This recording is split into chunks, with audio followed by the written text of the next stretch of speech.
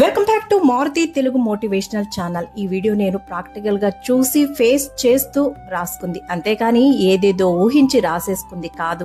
బాధ్యత గల భార్య తన భర్త నిర్లక్ష్యంతో పడుతున్న బాధని తెలియచేయాలని, దీని ద్వారా ఏ ఒక్క భర్త అయినా మారి తన భార్యను అర్థం చేసుకోవాలనేదే నా ఈ ప్రయత్నం. ఈ రోజుల్లో కూడా ఇలాంటి భార్యలు ఉన్నారా అంటే ఖచ్చితంగా ఉన్నారు, మనకు తెలియదంతే. ఓ మహిళ, నీ త్యాగానికి నీకు ఎక్కడా విలువే లేదా, గుర్తింపే రాదా? ఆడపిల్ల జీవితం పుట్టగానే అబ్బో ఆడపిల్ల పుట్టిందా అనే పొల్లవిరుపు మాటలతో ఆసుపత్రిలోనే మొదలవుతుంది. అక్కడి నుంచి మొదలు అబ్బాయిని ఒకలా అమ్మాయిని వేరోలా చూస్తూ ఉంటారు.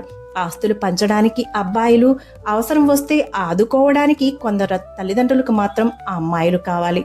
నల్లగా ఉంటే నల్లపిల్ల అని, తెల్లగా ఉంటే పాలిపోయిన ముకంది అని, పొట్టిగా ఉంటే పొట్టిపిల్ల అని, పొడుగ్గా ఉంటే తాడు చెట్టులా పెరిగిందని, మౌనంగా ఉంటే మొంగిలా ఒక్క మాట కూడా మాట్లాడదని, మాట్లాడుతుంటే వాగుడుకాయని వసపిట్టని, వినయంగా ఉంటే మహానటి అని, గడుసుగా ఉంటే గయ్యాళి అని బిరుదులిస్తూ ఉంటారు.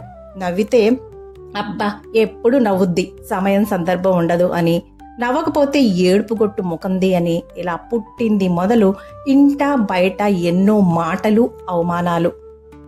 చదువుకుంటాను అంటే ఆడపిల్లకి పెద్ద చదువులెందుకు, రేపు అంతకన్నా ఎక్కువ చదివినోడికిచ్చి పెళ్లి చేయాలి.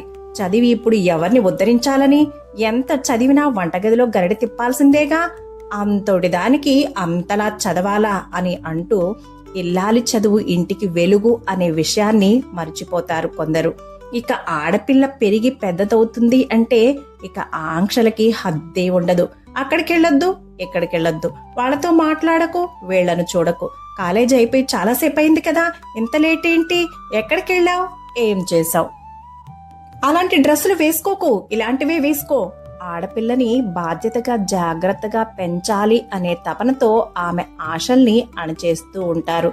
నేను కష్టపడి చదవాలి, ఏదో సాధించి నా తల్లిదండ్రులకు మంచి పేరు తేవాలి, నా వల్ల వాళ్ళు బాధపడకూడదు, వాళ్ళకి చెడ్డ పేరు నా వల్ల అస్సలు రాకూడదు అని ఆరాటంలో బయట ఏదైనా ఇష్యూ జరిగినా కూడా పేరెంట్స్కు చెబితే వాళ్ళు బాధపడతారని, లేదా భయపడతారని, లేదా మధ్యలోనే చదువు మాన్పించి వేస్తారని ఆలోచనతో బయట జరిగేవి భరిస్తూ, కొన్ని స్నేహితులతో పంచుకుంటూ, మరికొన్ని పంచుకోలేక కుంగిపోతూ, రహస్యంగా కన్నీరు కారుస్తూ, నిద్రలేని రాత్రులు ఎన్ని గడుపుతుందో తనకి మాత్రమే తెలుసు. ఇక్కడ పేరెంట్స్కి ఒక చిన్న మాట, ఎవడో వెంటపడితే మీరు భయపడి మన పిల్ల భవిష్యత్తుని, చదువుని మాన్పించి తుంచివేయకండి. ఎలాగోలా చదువు ముగిసింది, ఉద్యోగ ప్రయత్నాలు చేస్తూ ఉంటే అమ్మో అంత దూరం వద్దు, అక్కడ జాబ్ వద్దులే, ఇక్కడికొద్దులే అంటూ మళ్ళీ ఆంక్షలు. ఒక్క మాట అండి, చెడిపోవాలనే మనస్తత్వం ఉంటే వాడు ఎక్కడున్నా కూడా చెడిపోకుండా మనం ఆపలేం.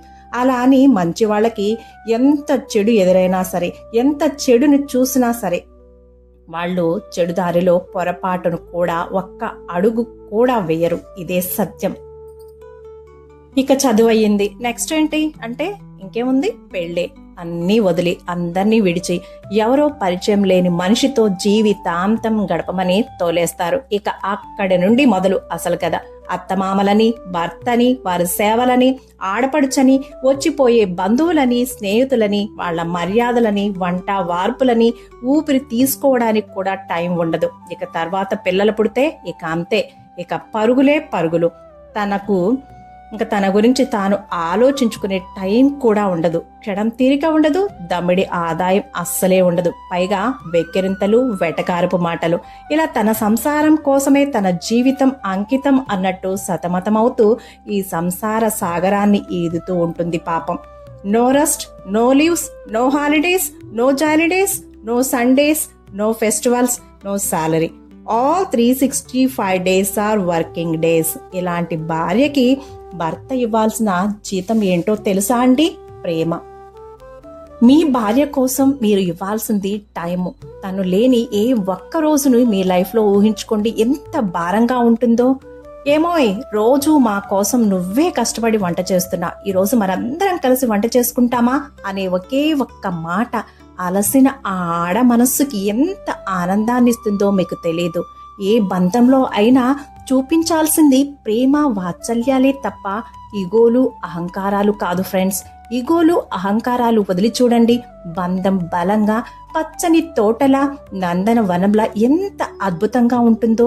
ఈ వీడియో బాధ్యతగా నడుచుకునే భార్య బాధను తెలియజేయడానికి మాత్రమే, భర్తలని బాధించే భార్యల గురించి కాదు అని గ్రహించాలి ఫ్రెండ్స్. నా భర్తకి నేను అలా ఉంటే ఇష్టం, ఇలా ఉంటే ఇష్టం అని అర్థం చేసుకుని తనని తాను మార్చుకుంటూ తన వారి ఇష్టాన్ని తన ఇష్టంగా మార్చుకొని నిరంతరం కుటుంబ క్షేమం కోసం పాటుపడుతున్న భార్య బాధే ఈ వీడియో. బాధ్యత గల భార్య అంటే ఏం చేస్తుందేంటి అంటారా? ఉదయాన్నే 5 గంటలకు లేచి ఇల్లు ఊడ్చి, వాకిలి ఊడ్చి, ముగ్గు పెట్టి, పొయ్యి తుడిచి, గిన్నెలు కడిగి, స్నానం చేసి, పూజ చేసి, టిఫిన్ అని, చట్నీ అని, మధ్యలో నీళ్ళొస్తే పడుతూ, పాలు కాస్తూ, అందరికీ స్నానానికి వేడి నీళ్లు కాచి బకెట్లో పోచి, బకెట్ బాత్రూంలో పెడుతూ, అన్నం ప్లస్ 2-3 కూరలు వండుతూ, మధ్యలో ఏమోయ్ అదెక్కడా అని భర్త, అమ్మా ఇదెక్కడా అని పిల్లలు అడుగుతుంటే అవి అందిస్తూ, లంచ్ బాక్సెస్ పెడుతూ, ఆడపిల్లలకి జడలు వేస్తూ, టిఫిన్ ప్లేట్స్ అందరికీ అందిస్తూ, భర్త పిల్లలు ఆఫీస్కి స్కూల్కి వెళ్ళాక వాళ్ళు ఏ చైర్ మీదో ఏ మంచం మీదో వదిలి వెళ్ళినటువంటి టవల్స్ని సర్దుతూ, వాళ్ళు తిని వెళ్ళినటువంటి ప్లేట్స్ గ్లాసు కడుగుతూ, మూతలు కూడా హడావుడిలో పెట్టకుండా వెళ్ళినటువంటి పౌడర్ బాక్సులకి, క్రీము బాక్సులకు మూతలు పెట్టి సర్దుతూ, బట్టలు ఉతికి ఆరవేసి ఐరన్ చేసి మడతలేసి అలమార్లో సర్ది, బాత్రూమ్స్ క్లీన్ చేసుకుంటూ, బయటికెళ్ళి ఇంటికి కావలసిన సరుకులు, కూరగాయలు, పిల్లలకి స్నాక్స్ తెచ్చి వాటినన్నిటినీ కూడా మళ్ళీ సర్దుకొని, బయట కొన్న కారాలు, పసుపు ఆరోగ్యానికి హానికరమని తానే కారం, పసుపు మిల్లులో వేయించి టిఫిన్కి పప్పులు నానబోసుకొని మిక్సీ వేసి, ఈలోపు పని చేస్తూనే ఎవరిదైనా బర్త్డేనా, పెళ్లి రోజా గుర్తొస్తే వాళ్ళకి ఫోన్లో విషెస్ చెబుతూ, ఎవరికైనా బంధువులకి హెల్త్ బాగోలేదని తెలిసి పరామర్శించడానికి కుదిరితే వెళ్ళడం, లేకపోతే కుదరకపోతే ఫోన్ కాల్ చేసి పలకరించడం, అయిన ఖర్చులు ఎప్పటికప్పుడు డైరీలో నోట్ చేస్తూ, బడ్జెట్ చెక్ చేస్తూ, రేపటికి కావలసిన కూరగాయలు, ఆకుకూరలు తరిగి రెడీ చేసుకుని ఫ్రిడ్జ్లో పెట్టుకోవడం. ఇలా చేస్తూ మధ్య మధ్యలో వెటకారం మాటలు, అవమానాలు. ఏముందులే 9 గంటలకల్లా అందరూ వెళ్ళిపోతారు, తర్వాత ఖాళీనేగా అనే వెటకారాలు. మళ్ళీ సాయంత్రం పిల్లలకి స్నాక్స్, వంటలు, పిల్లల హోంవర్క్స్, గిన్నెలు శుభ్రం అని అన్నీ అయ్యాక 10 సేవలని. పిల్లలకి చదువుతో పాటు ఏదో ఒకటి నేర్పుదామా అంటే మళ్ళీ దానికి కూడా తనే బాధ్యత. తీసుకెళ్లడం, తీసుకురావడం, మధ్యలో స్కూల్ ఫీజు కట్టాలని, పేరెంట్స్ టీచర్స్ మీటింగ్స్ అని ఆ మీటింగ్స్కి అటెండ్ అవడం, పేరెంట్స్కో లేదా అత్తమామలకో బాగోలేకపోతే హాస్పిటల్కి వెళ్ళడం. ఇలా లేచిన దగ్గర నుండి ఒక యంత్రంలా పండగలని, పబ్బాలని పనిచేసే భార్యను బాధ పెట్టకండి ఫ్రెండ్స్. భార్యను అర్థం చేసుకుని, ఓపిక చేసుకుని, కనీసం నెలకి ఒక్కసారైనా వీధి చివరి గుడికి ఇద్దరు కలిసి వెళ్ళిరండి. ఎంత బిజీగా ఉన్నా భార్యతో కనీసం రోజు ఒక 15 గంటైనా కబుర్లు చెప్పండి. తను బాధపడుతుంది అని మీరు గమనిస్తే ఒడిలో పడుకోబెట్టుకుని ఓదార్చండి. భర్తలందరికి కూడా చిన్న రిక్వెస్ట్, అస్తమానం ఫోన్లతో, టీవీలతో కాలం గడపకండి. బంధం బలపడాలి అంటే భార్యతో మనస్సు విప్పి మాట్లాడి లోటుపాట్లుంటే సరిచేసుకోండి. రేపు మీకు హెల్త్ బాగోలేకపోతే ఫోనో టీవీనో వచ్చి మీకు సేవలు చేయదు కదా, భార్య చేయాలి కదా. కన్నీరు కాలిస్తే తను తుడవండి, అక్కుని చేర్చుకోండి, ఆదరించండి. ఇలా చేయడానికి కొంచెం కూడా ఖర్చు లేదు కదా ఫ్రెండ్స్. ఒక తాళి అనే బంధంతో మీ వెనకే వచ్చి అందరి కోసం ఇన్ని చేస్తున్న భార్య కోసం మీరు కొన్నైనా చేయండి. భార్యను చేరదీయండి, చేయుతనియండి, నేను నీకున్నాను అనే భరోసానియండి. ఇలాంటి భార్య మీకుంటే నేను చేసే రిక్వెస్ట్ భర్తలందరికీ కూడా ఇదే.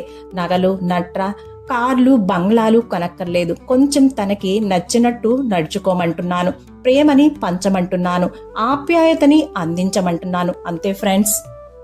మహిళా దినోత్సవం సందర్భంగా నేను చేసిన ఈ చిన్న ప్రయత్నం ఏ ఒక్క భార్య బాధని తీర్చినా నాకు సంతోషమే. ఈ వీడియోలోని విషయం మీ మనస్సుని తాకితే లైక్ చేసి షేర్ చేయండి. ఛానల్ని సబ్స్క్రైబ్ చేసుకోకపోతే సబ్స్క్రైబ్ చేసుకోండి.